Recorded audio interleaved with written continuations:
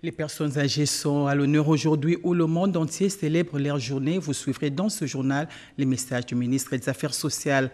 Opération coup de balai, la police nationale congolaise traque les criminels communément appelés Kuluna. Dans le Moamba, un bouclage ciblé a été organisé. Et voilà tout pour les titres. Mesdames et messieurs, bonsoir et bienvenue à ce journal de 20h sur la radio-télévision nationale congolaise. Et ce journal part du Haut-Katanga où les ministres de la Défense nationale et anciens combattants poursuivent sa caravane de sensibilisation pour le retour de la paix dans les zones écumées par les groupes armés après les Tanganyika et Mengo et Mukena et sa délégation séjourne présentement dans le Haut-Katanga où ils ont échangé avec le gouverneur des provinces Jacques Kabula Katwe. Délégation mixte Assemblée nationale, état-major général des FARDC par les sécurités avec le gouverneur de province Jacques Kabula Katwe. Cette visite qui s'inscrit dans le cadre de la caravane de paix intervient quelques 6 jours après l'incursion à Lubumbashi des éléments Mai Mai Bakatakatanga de Gédéon Kyungo Mutanga. Le chef de la délégation et ministre de la Défense nationale, Emengo Mukena, a dit que le gouvernement de la République envisage une solution à cette question des Bakatakatanga. Que celui-là, qui a besoin de revendiquer, c'est son droit. Nous avons trouvé à Beni 20 000 personnes ont leurs armes et disent à l'État, prenons-nous en charge. Voilà ce qu'il faut faire. Mais quand on vient en même temps tuer, quand on vient en même temps pour revendiquer, ça devient un peu difficile. C'est une question connue, je crois, celle de Bakatakatanga. Est-ce que on trouvera des solutions? Nous y pensons. Nous y travaillons. Moi et vous. Signalons que cette caravane sillonne les contrées du pays afin de rapprocher les communautés. Initiée par le chef de l'État, Félix-Antoine Tshisekedi Tshilombo, cette caravane a déjà été tour à tour, entre autres, à Beni, dans le nord Kivu, Muliro, dans le Tanganyika et Minembwe, dans le sud Kivu. Partout où elle passe, elle ne cesse de prêcher la paix, sans laquelle aucun développement n'est possible. Opération coup de balai, la police nationale congolaise est déterminée à traquer les criminels communément appelés Kuluna qui sèment la terreur dans différentes communes. La nuit de mardi à mercredi dernier, plus de 1000 jeunes filles et garçons ont été arrêtés dans les districts de Moamba lors d'un bouclage ciblé. Toto Céleste Songo.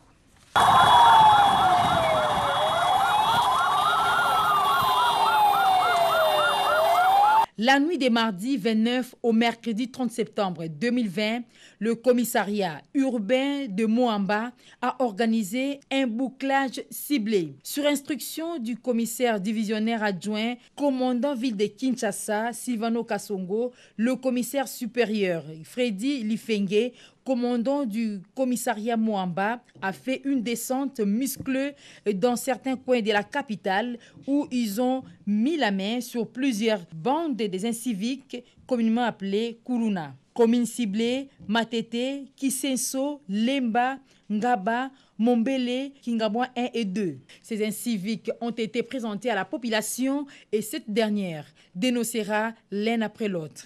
Le ministre provincial de l'Intérieur, Sam Leka Sampi, a de son côté encouragé la police nationale congolaise ville de Kinshasa pour les efforts consentis afin de mettre hors état de nuire les délinquants qui troublent la quiétude des paisibles citoyens.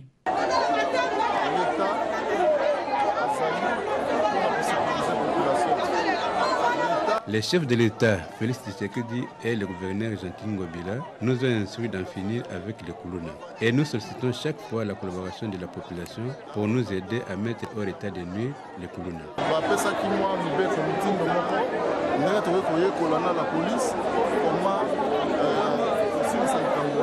Le commissaire divisionnaire adjoint, commandant ville de Kinshasa, Silvano Kasongo, a demandé qu'il y ait une franche collaboration entre la police et la population. Notre mission est de protéger la population et leurs biens. Avec ou sans moyens, nous sommes censés le faire. Commandant social, vous avez l'obligation de travailler avec les chefs du quartier pour traquer ces incidents.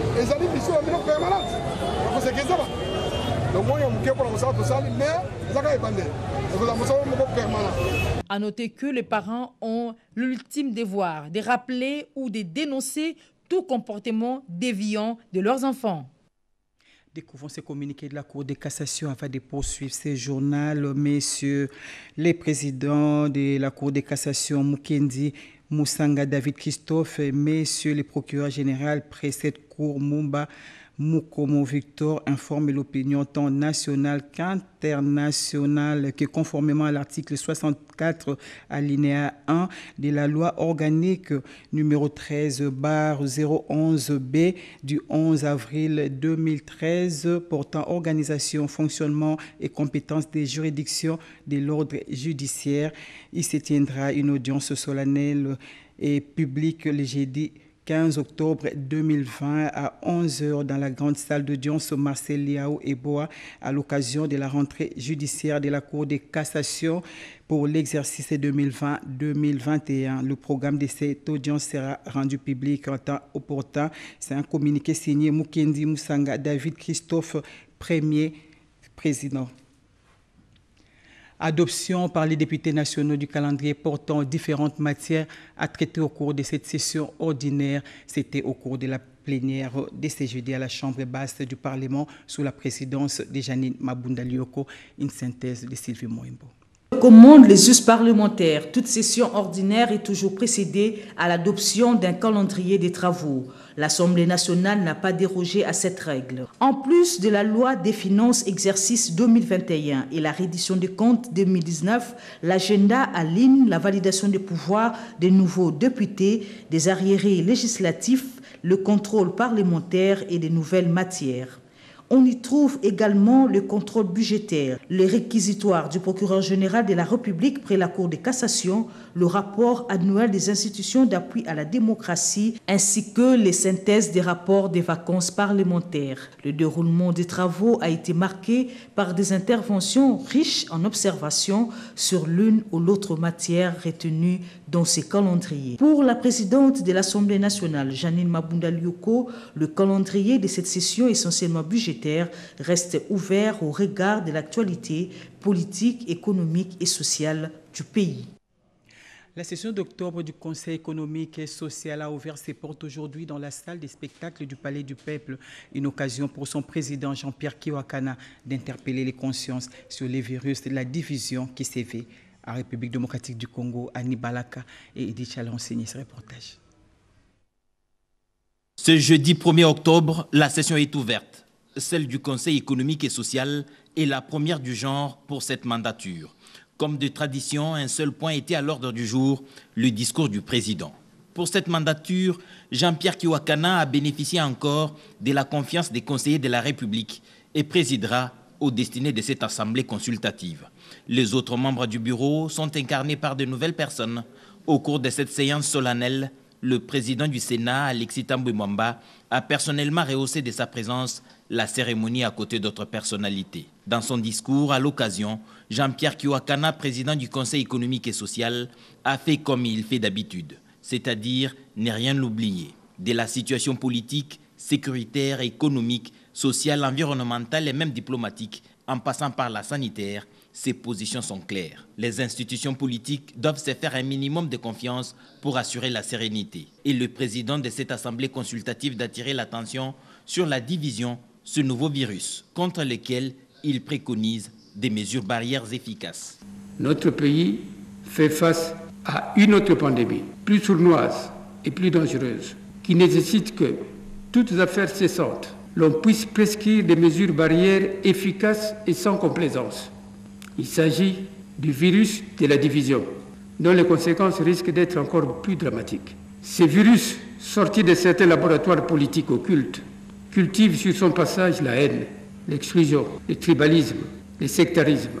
La réforme fiscale, une diplomatie anticipative sont aussi des leviers sur lesquels il faut appuyer pour des résultats attendus par notre peuple dont la patience est à la lisière de l'essoufflement, a conseillé Jean-Pierre Kiwakana avant de rappeler les acquis du mandat passé et les défis de celui qui vient de commencer. Les déplacés internes de l'Ituri ont bénéficié de l'assistance humanitaire du gouvernement de la République, assistance remise par le ministre des Actions humanitaires Steve Mbikaï. Image et commentaires. La deuxième phase de la caravane humanitaire se poursuit. À l'étape de l'Ituri, le ministre des Actions humanitaires et Solidarité nationale a passé plus d'une semaine à raison de la complexité des problèmes humanitaires dans cette province qui compte plus d'1,6 million de déplacés internes. Après avoir servi certains sites geste en vivre et non-vivre, Steve Mbikai Mabuluki a remis symboliquement au gouverneur de la province de l'Ituri, Jean Bambanissa, les échantillons des divers articles pour permettre au gouvernement provincial de poursuivre la distribution afin d'atteindre les 5 territoires que compte cette province. Au nom du président de la République et du Premier ministre, Steve Mbikai a demandé à l'ensemble de la population de cette province d'apprendre à vivre ensemble. Nous lançons un appel à nos compatriotes de l'Ituri de se tolérer, d'apprendre à vivre ensemble. Présent à cette cérémonie, le gouverneur Jean Bambanissa a remercié le gouvernement de la République pour ce geste et a demandé au ministre des Actions humanitaires de revenir pour sauver cette population. Les déplacés ont eu des mots justes pour saluer ce geste dont la pertinence saute aux yeux. J'étais venu ici avec pied, d'autres ont fait 2 jours sur la route, d'autres ont fait 5 jours sur la route sans manger. Il y avait beaucoup de souffrance. Nous sommes ici, nous habitons ici, sur la Hite, sous la Hite, alors il y a beaucoup de difficultés. Le ministre des Actions humanitaires a promis de se rendre dans d'autres provinces, notamment la Tchopo, pour apporter l'assistance du gouvernement aux déplacés. Repenser le vieillissement après la pandémie et protéger les personnes âgées pendant et après la pandémie, c'est le thème choisi cette année pour célébrer la journée des personnes âgées. Suivez ces messages de Madame le ministre des Affaires sociales à cette occasion. Chères personnes âgées en République démocratique du Congo, les États et les gouvernements membres de l'ONU célèbrent le 1er octobre de chaque année la Journée internationale de personnes âgées, JIPA en sigle. De manière pratique, les principes des Nations Unies pour les personnes âgées, notamment la résolution 46/91 du 16 décembre 1991, recommandent en leur faveur des soins, de l'assistance, de la protection des institutions, des familles et de la communauté. C'est-à-dire avoir accès en suffisance aux vivres, aux vêtements, l'eau, aux soins de santé et à tous leurs besoins fondamentaux. Par ces résolutions, l'ONU entend voir les personnes âgées en République démocratique du Congo. Les États et les gouvernements membres de l'ONU célèbrent le 1er octobre de chaque année la Journée internationale de personnes âgées, JIPA en sigle.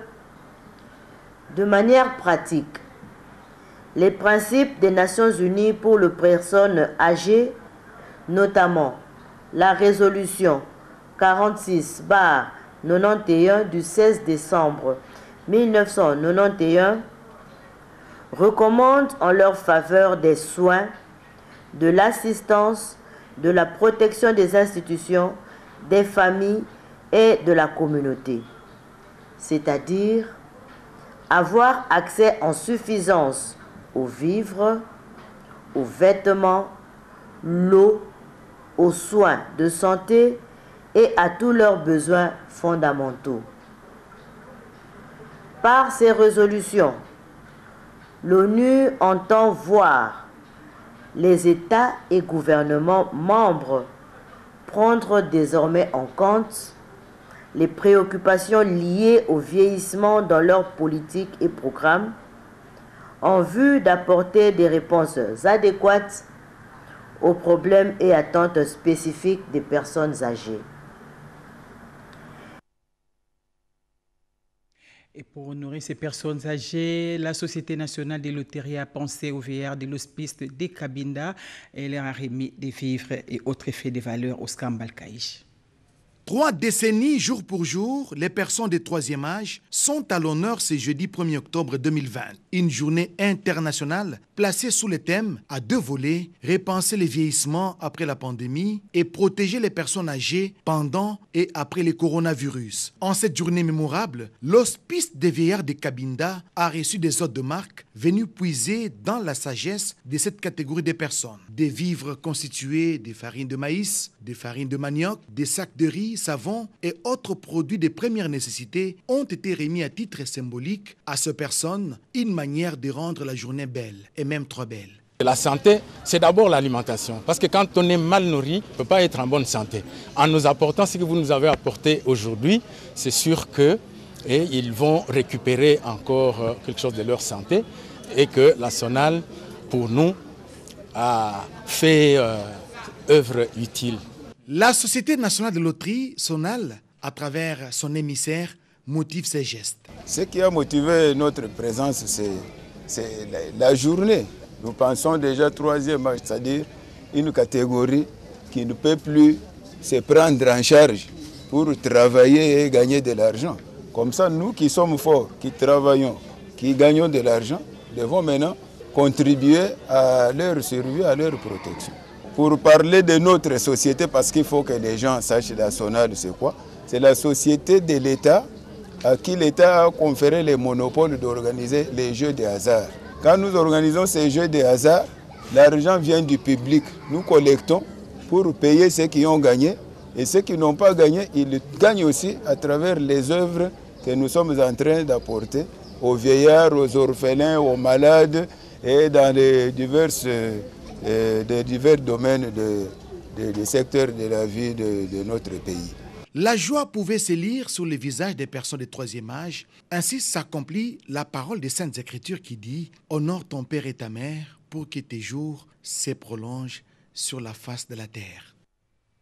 Même exercice dans d'autres hospices de Kinshasa, les VA ont aussi reçu des dons. Suivez.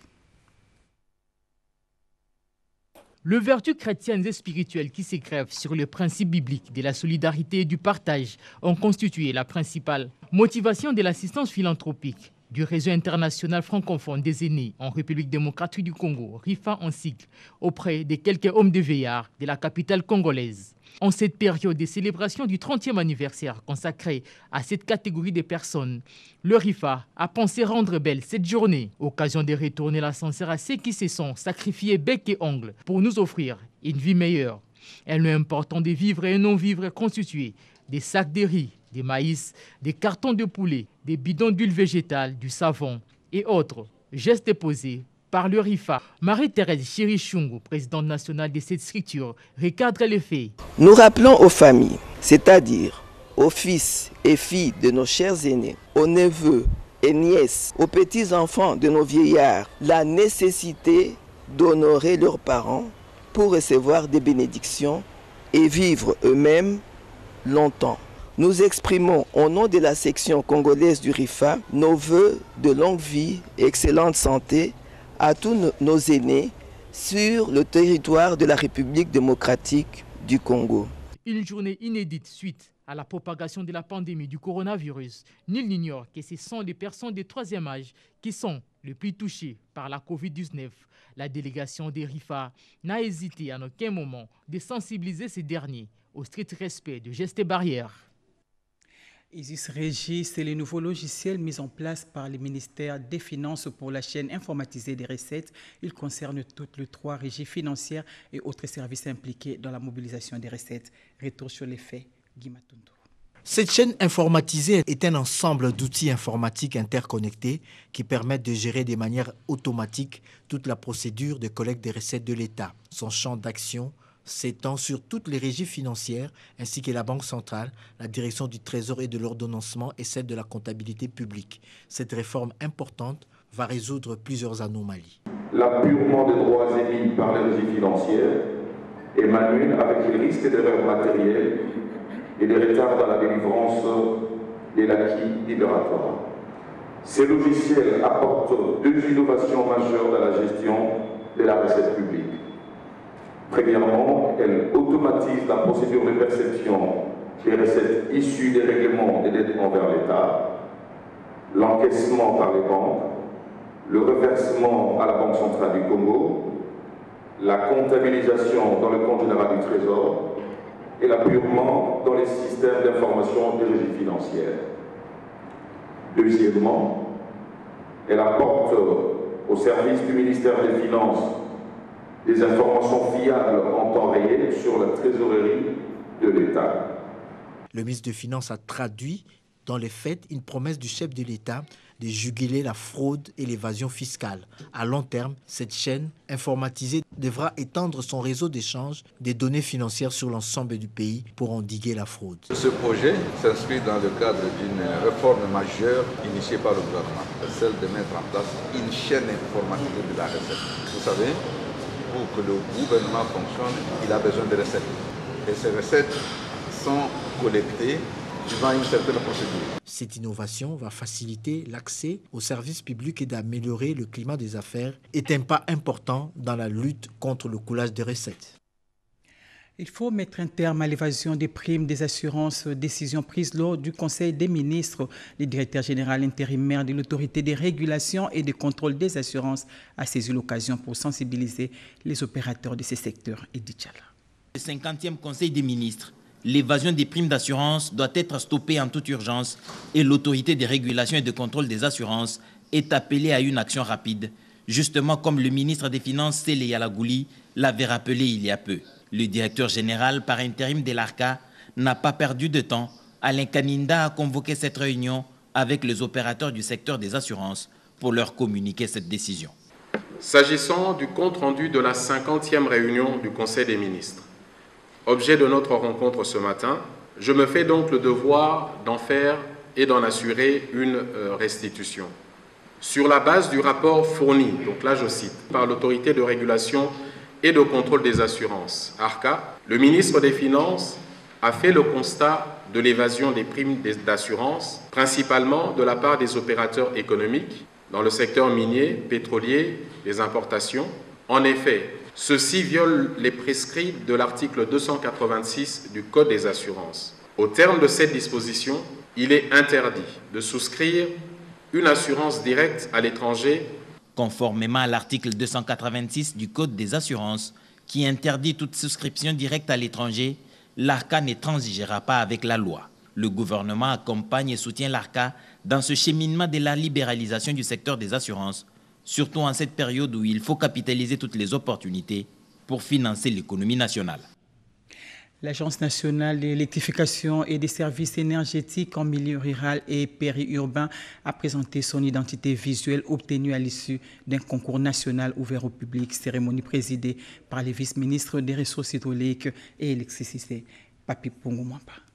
Lanceur à son identité visuelle, le nouveau mandataire de l'Agence nationale de l'électricité et de services électriques en milieu rural et périurbain sont déjà à pied d'œuvre et veulent vulgariser leurs actions avec impact. C'est dans cette optique que ce service du ministère des Ressources hydrauliques et électricité a dévoilé son logo au cours d'une cérémonie devant plusieurs personnalités à inviter, à savoir le ministre d'État, ministre des Ressources hydrauliques et électricité, Maître Eustache Mouanzi Moubébé, les ministres de la Jeunesse et Initiation à la Citoyenneté, Billy Kambale, les vice-ministres des Ressources hydrauliques et électricité, Papi Punguluamba, et le secrétaire général aux Ressources hydrauliques et électricité. Après le lancement le 8 août dernier du concours pour offrir à lanceur son logo, 3 candidats ont été sélectionnés par le jury et ce monsieur Armand Bachillé qui a remporté le premier prix d'une valeur de plus de 4 millions de francs congolais. Le vice-ministre Papi Punguluamba procédera à la remise de ces prix en lieu et place du ministre d'État empêché. Je me félicite qu'à peine nommés et malgré diverses contraintes de fonctionnement auxquelles ils font face, pour leur début, le nouveau mandataire de ces services soit déjà à pied d'œuvre. L'ANSER nous convie ce jour à la cérémonie de dévoilement et de présentation de son identité visuelle et il a choisi pour devise pour un nouveau jour sur la République démocratique du Congo. Les deux autres candidats sont désormais à la réserve de l'ANSER et collaboreront avec l'agence. Cette cérémonie donne le go de la mission qui lui est assignée. La feuille de route a été présentée à l'assistance par son directeur général. L'opération d'identification du personnel navigant en République démocratique du Congo, c'est en marge de la célébration de la journée africaine de la mer et des océans commémorée chaque 24 septembre de l'année. Vital Pagabita pour le reportage. Tout a commencé par les exposés des différents intervenants autour du thème « Les transports maritimes au service d'une planète durable ». Ceci en marge de la journée africaine des océans et de la mer, ainsi que de la journée mondiale de la mer sous l'égide de l'OMI, Organisation maritime internationale. Objectif, faire connaître les ODD, objectifs de développement durable, et mettre en évidence le travail entrepris par l'OMI, Organisation maritime internationale, et ses États membres. L'occasion était bien indiquée pour le ministre des Transports et Voies de Communication, Didier Mazenga Mukanzu, de lancer avec les concours de la Direction maritime des voies navigables, l'opération d'identification du personnel navigant sur l'ensemble du territoire national. Le ministère des Transports et Voies de Communication, à travers la Direction de la Marine et des voies navigables, lance ce jour l'opération d'identification du personnel navigant sur toute l'étendue du territoire national, afin de permettre à l'administration des transports de constituer une banque de données et maximiser les recettes en faveur du trésor public. Cette opération permettra également d'éradiquer la défaillance et le manque de qualification du personnel navigant tant décrié et à la base de plusieurs incidents et accidents de navigation. Madame Tunda et le secrétaire général Donna Bangula seront d'un grand apport pour la réussite de cette opération. La République démocratique du Congo se dote d'un plan stratégique dans le domaine de la pêche et de l'élevage. Ce plan qui jette le jalon de la relance de ces secteurs a été présenté aux partenaires techniques et financiers. Reportage de Kenina. Malgré ces 80 millions d'hectares de terres arables, sortir la République démocratique du Congo de la crise alimentaire équivaudrait à mettre en place un programme innovant, les cas d'espèce dans le domaine de la pêche et élevage. Adopté en Conseil des ministres, le plan stratégique 2020-2022 de la pêche et élevage, présenté devant les partenaires techniques et financiers en présence du vice-premier ministre, ministre du budget Jean Baudouin Maillot, est une étape importante dans la quête, la recherche de voies et moyens pour une autosuffisance alimentaire en investissant bien sûr dans les secteurs productifs. Un plan stratégique qui a fait l'objet d'un lobbying auprès des partenaires pour mobiliser les ressources, comme l'indiquent les patrons de la pêche et élevage, Jonathan Bialoussou-Kawata. Dans le secteur de pêche, toutes les potentialités que nous avons sont inexploitées. Dans le secteur de l'élevage, même ce qui a été fait n'est toujours pas exploité. Dans l'aquaculture, c'est encore intact, puisque dans notre pays, vous n'allez pas ignorer que le Congo, c'est le premier pays qui avait expérimenté l'aquaculture déjà à l'époque de la Gécamine. Mais aujourd'hui, nous sommes en retard par rapport à d'autres pays qui nous ont emboîté les pas.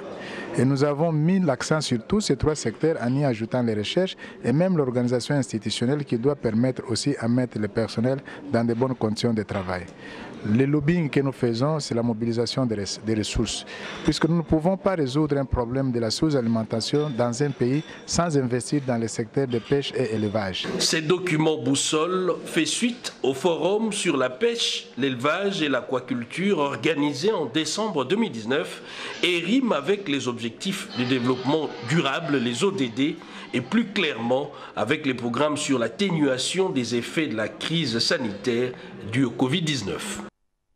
Dans le souci d'appuyer techniquement et financièrement le renforcement de la surveillance et l'investigation des cas, le gouvernement américain octroie au gouvernement congolais du matériel pour lutter contre le paludisme et le Covid-19. Diane Palaka Lisette Mouchinga pour les reportages. Le secrétariat technique des ripostes du Covid-19 a réceptionné un lot de matériel contre la Covid-19 à travers l'initiative du président américain contre le paludisme PMI. Les deux gouvernements américains et congolais ont livré ces moyens pour renforcer leur coopération. Le projet Mesure Malaria appuie la santé publique en collaboration avec les autres parties prenantes aux efforts visant à enrayer la propagation du Covid-19 et à renforcer les systèmes intégrés de surveillance et de riposte aux maladies. Cette dotation a pour objectif d'apporter un appui technique et financier au renforcement de la surveillance et l'investigation des cas, de fournir un appui pour améliorer la collecte et l'analyse des données Covid-19 à tous les niveaux, de mettre en place un mécanisme pour surveiller et évaluer les performances du système de riposte Covid-19.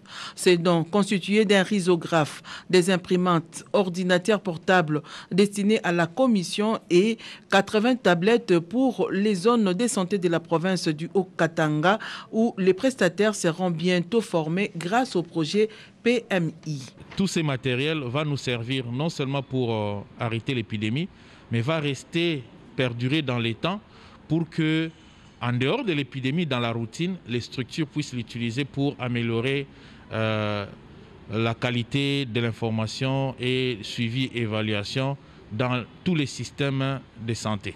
Les projets initiatives du président américain contre le paludisme remercient les gouvernements congolais à travers les différentes commissions du secrétariat technique des ripostes pour son implication, ainsi que les efforts louables dans la lutte contre cette pandémie du siècle.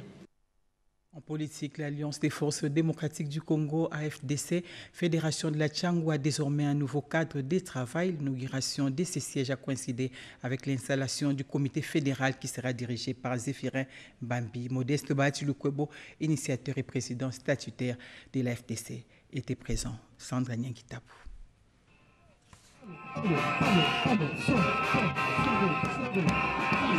Après sa rentrée politique réussie le samedi dernier lors d'une matinée politique organisée à l'esplanade de la Foire internationale de Kinshasa, Modeste Bahati-Lukwebo est déterminé à faire rayonner les activités de son parti AFDC et son regroupement politique AFDCA. Le mardi 29 septembre 2020, il a procédé à l'installation du comité fédéral de l'AFDC Tchangou, nommé récemment par décision du président national AI, Placide Mutabunga Rugina. La fédération de la Tchangou sera désormais dirigée par Zéphirin Mambi Tchombela. Ce dernier et toute son équipe ont été investis par le président national par intérim Placide Mutabunga en présence de Modeste Bahati-Lukwebo, initiateur et président national statutaire de l'AFDC, parti phare du regroupement politique AFDCA, ainsi que les membres du directoire national et les élus de l'AFDC. Le nouveau porte-étendard de l'AFDC Tchangou a remercié Modeste Bahati-Lukwebo et tous les directeurs nationaux de l'AFDC pour la confiance placée en lui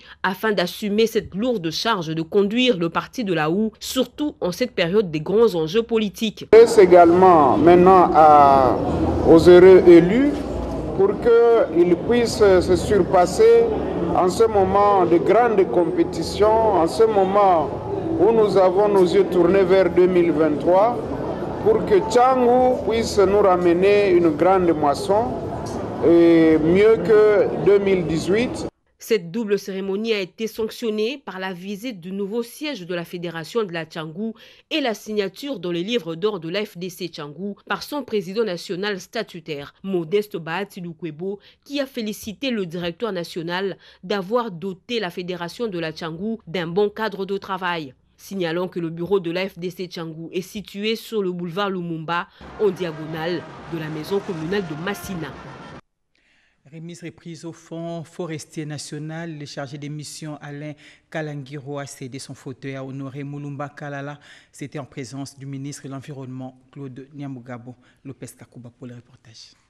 Mise ans après l'opérationnalisation du Fonds forestier national, le chef de l'État, Félix-Antoine Tshisekedi, vient de nommer le membre du conseil d'administration et de la direction de cet établissement public le 23 septembre 2020 par ordonnance numéro 20/136. Le chef de l'État a nommé M. Gervais Rugenge Bagouma, président du conseil d'administration, Honoré Moulumba Kalala, directeur général, et Alain Kalangiro, directeur général adjoint. La cérémonie des remises reprise s'est déroulée le 30 septembre dans le bureau du FFN en présence du ministre de l'Environnement et Développement durable, Maître Claude Nyamuga Bobaziboué, et de son adjointe, Dr Jeanne Ilunga Zaina. La mission principale du Fonds forestier national est de reboiser le territoire national, de veiller à renouveler les couverts forestiers de ce beau et grand pays. Je vous promets que mes portes vous resteront ouvertes, les portes de la vice-ministre vous seront ouvertes pour mener à bien la tâche vous confiée par le président de la République. Vous avez donc du travail. D'autant plus que le reboisement, qui est votre mission principale, coïncide avec un grand projet, une initiative du président de la République, dénommé Jardin scolaire, 1 milliard d'arbres à l'horizon 2023. Vous serez les premiers exécutants de ce projet du président de la République parce que c'est à vous qu'il revient de reboiser le territoire national. Quant à moi, comme autorité de tutelle, je vous promets une parfaite collaboration dont nous tous avons besoin pour mener à bon port les missions qui nous sont conférées. Vous avez donc du travail. Agents et cadres du FFN ont organisé une réception dans l'enceinte de la paroisse Notre-Dame de Fatima où ils remercient le président de la République pour la nomination du directeur général Moulumba Kalala et de son adjoint Alain Kalangiro, ancien chargé de mission de cet établissement depuis août 2017 à septembre 2020. Les travailleurs du Fonds forestier national souhaitent un fructueux mandat pour le rayonnement de cet établissement. Pour rappel, les FFN est l'organe attitré du gouvernement de la République pour assurer le financement de l'initiative présidentielle Jardin scolaire pour 1 milliard d'arbres à l'horizon 2023. D'étudier des voies et moyens d'aider les motocyclistes et des femmes maraîchères à devenir des entrepreneurs. La conseillère spéciale du chef de l'État en charge de la jeunesse et lutte contre les violences faites aux femmes s'est entretenue avec leur délégation. Images et commentaires. Renforcer et augmenter la productivité de notre secteur privé, encourager l'entrepreneuriat par les Congolais, mobiliser nos efforts dans le secteur à forte valeur ajoutée et créateur d'emplois pour la jeunesse de notre pays, particulièrement dans l'agriculture, les nouvelles technologies, l'innovation, les industries de transformation et la protection de l'environnement, telle est la vision du chef de l'État Félix-Antoine Tshisekedi Tshilombo. C'est par cette occasion, en sa qualité de conseillère spéciale du chef de l'État en charge de la jeunesse et de la lutte contre les violences faites à la femme, Madame Chantal Iyelumulop a reçu en audience une délégation des motocyclistes du Congo appelée communément Wewa, conduite par Monsieur Johnny Luboya, président de la Chambre de commerce et de l'industrie du Congo, en vue d'une présentation officielle de cette nouvelle structure, entre autres les présidents communaux, les secrétaires généraux, les présidents des tronçons et autres. Le moment était aussi indiqué à l'adhésion de cette structure à la Chambre de commerce pouvant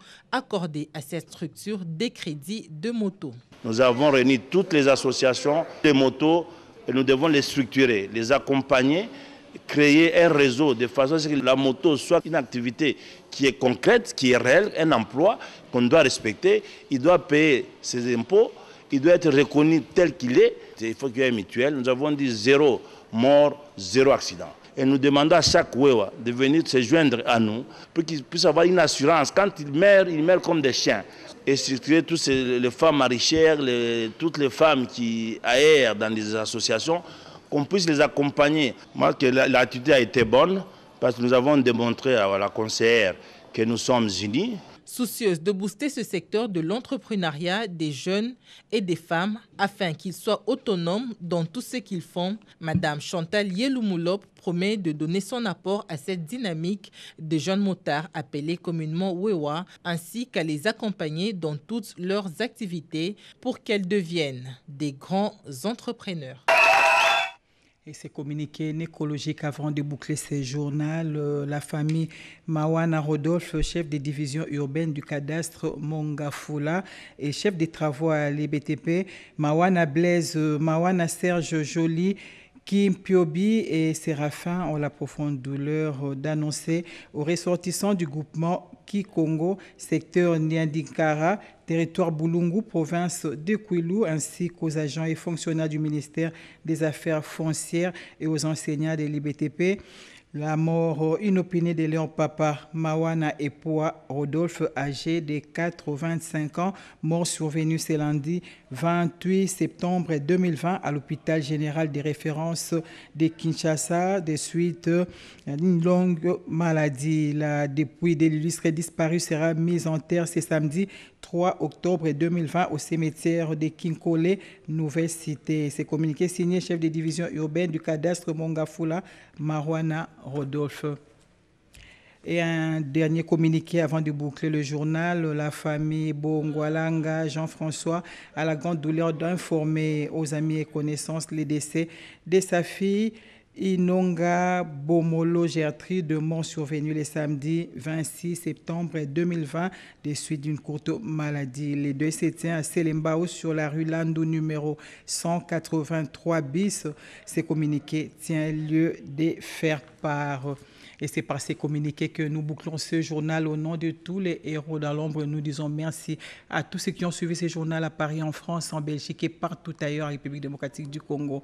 Il ne nous reste plus qu'à souhaiter bonne fête à toutes les personnes âgées. Retrouvez à 22h Oscar Mbalkaïch.